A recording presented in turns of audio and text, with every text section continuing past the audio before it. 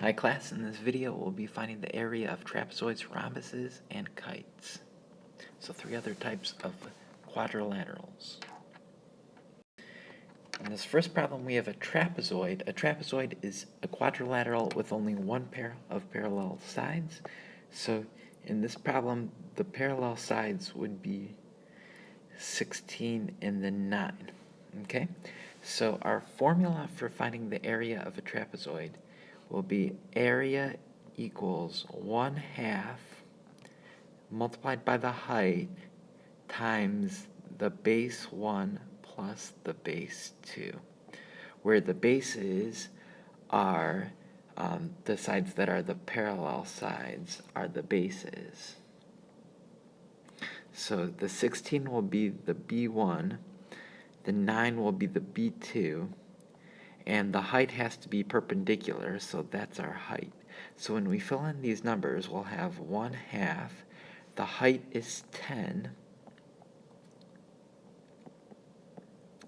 multiplied by the first base is 16, and the base 2 is 9.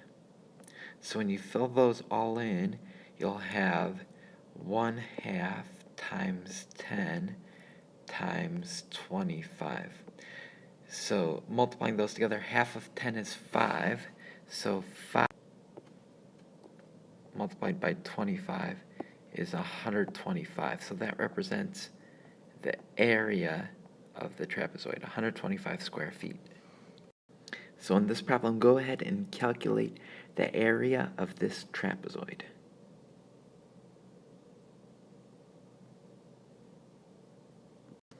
If we were to think of this in terms of a rectangle, the area of a rectangle is base times height. So this would be area, but since we have two bases, 9 and 22, it's the average length of a base times the height. So to find the average, you add up the numbers and divide by the number of numbers. So in this case, the average of 9 and 22, you could do 9 plus 22 and then divide by two numbers. So the number that's in the middle of that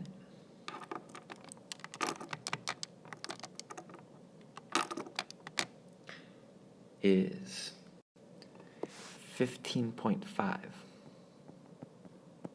So the area of the trapezoid is 15.5 times a height of 7.5.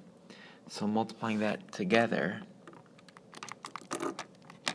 you should get 116.25 for your answer. And that's square meters. Okay, this problem might be confusing because the trapezoid is sideways, but if we turn our paper sideways and look at it from this way, then we see that the two bases are 4 and 13. So if I use the formula for this one, area is 1/2 height times base 1 plus base 2. Okay, so the height is going to be the 7, and then the two bases, the sides that are parallel, are the 4 and the 13. So if I type that directly into my calculator, I'll get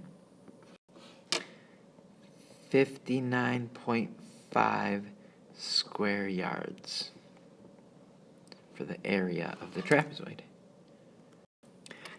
This problem looks like it's straightforward, but when I inspect it further, what I see is that this 11 is not perpendicular to the 8, so therefore the 11 is not the height, because the main idea in these lessons, the base and the height are perpendicular, but these sides are not.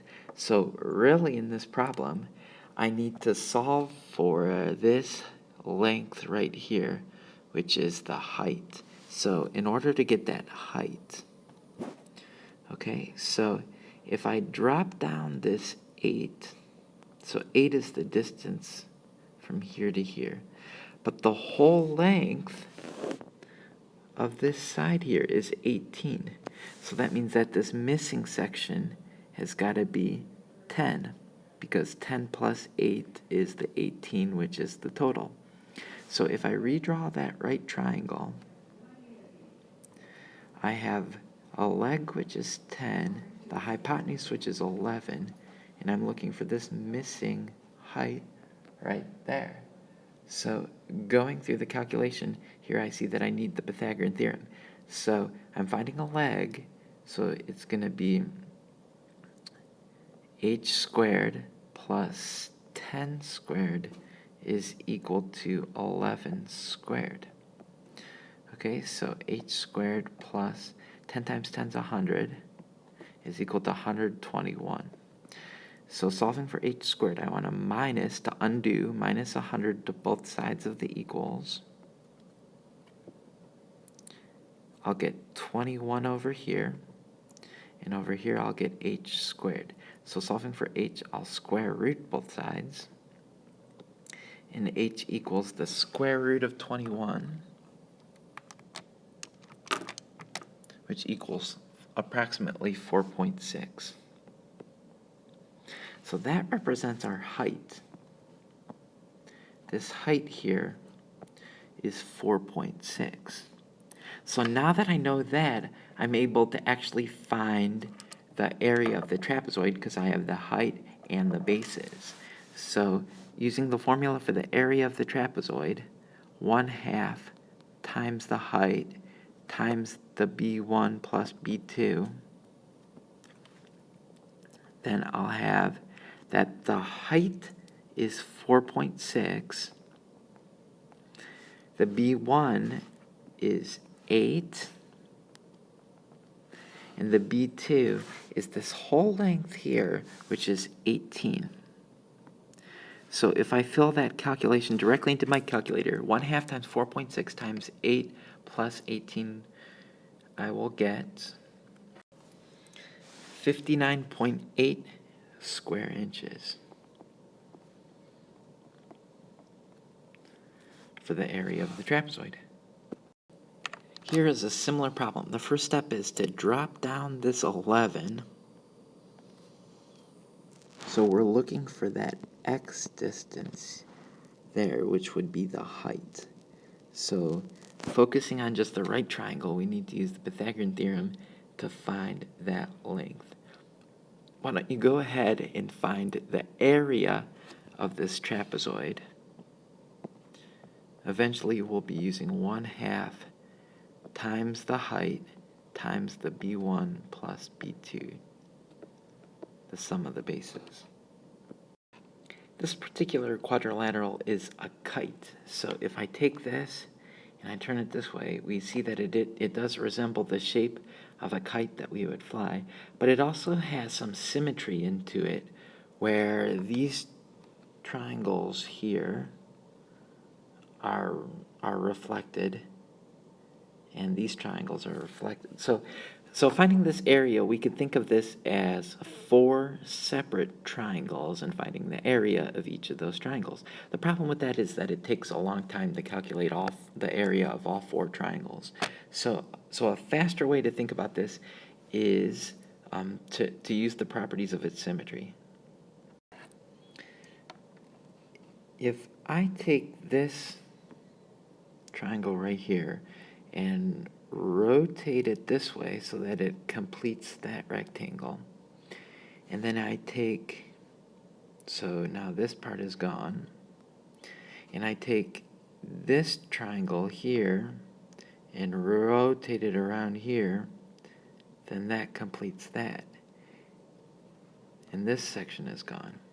When I do that, I would have a rectangle where the height of the rectangle is 4 and the length of it is 2 here and 6.5. So its area is 4 times the base, which is 2 plus 6.5, so 8.5. So therefore this area is equal to 34 square feet.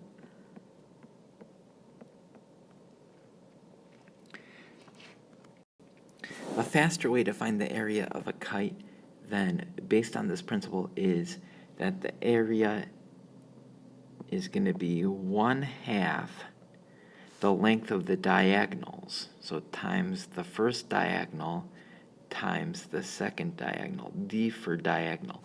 The length diagonal is going to be the entire part that supports the kite. So that particular length, that vertical length, will be a length of 4 here, plus a length of 11 here. So altogether, 4 plus 11 for the vertical is 15. So one diagonal is 15. The other diagonal would be a length of 6 and a length of 6. So together, it's 12. So 1/2 the length of the diagonals for the area will give us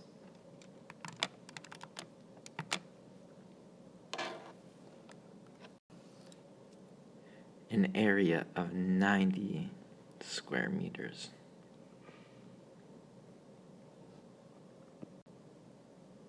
So the main idea here is to find the area of a kite. It is 1/2 multiplied by the length of the diagonals, where the diagonal is the entire length, so we have to add to get that entire length.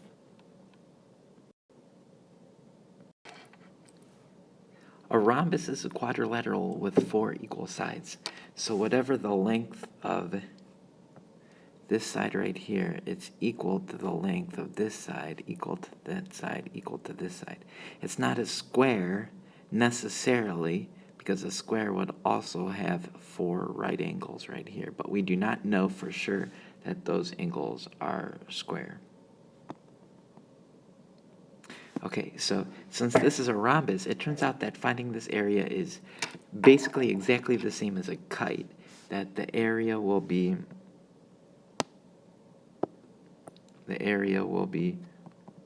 1/2 the length of the diagonals. And also these diagonals here, just like a kite, are going to be 90 degrees. But compared to a kite, since the sides are equal, we're going to know that these lengths are both 22, and these lengths are both 25. So filling things into the formula, we'll have that the area is, the first diagonal is 22 plus 22, so that's 44. The second diagonal is 25 plus 25, so that's 50.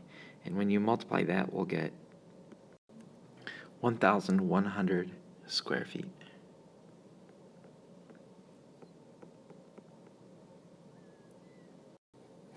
Given that this figure is a rhombus, we have that this section right here is also 4. So we know one of the diagonals will be 8.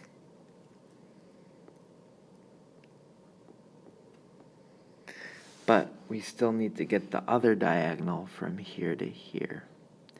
So finding one section of it, we know that this makes a 90-degree angle. So if I draw out that triangle, I have this side is 6 and this side is 4, and we're looking for that side there. We could use the Pythagorean theorem. So x squared plus 4 squared is equal to 6 squared. Solving this equation, we'll have x squared plus 4 times 4 is 16 is equal to 6 times 6 is 36. Solving for x, we'll subtract 16 to both sides. X squared is equal to 20. So square rooting both sides, x equals the square root of 20,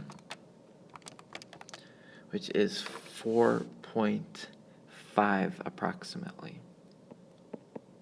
So that means that this length here is 4.5, but the other length has also got to be 4.5, since these diagonals bisect each other, meaning that each part is equal. So one diagonal is 8, the other diagonal is 9. our formula is that the area is 1/2 times the product of the diagonals, so multiplying the diagonals. So 1/2 times 8 times 9 will equal 36 square meters. Given that this is a rhombus, we can mark up our diagram. So we can draw in this diagonal here, which is perpendicular.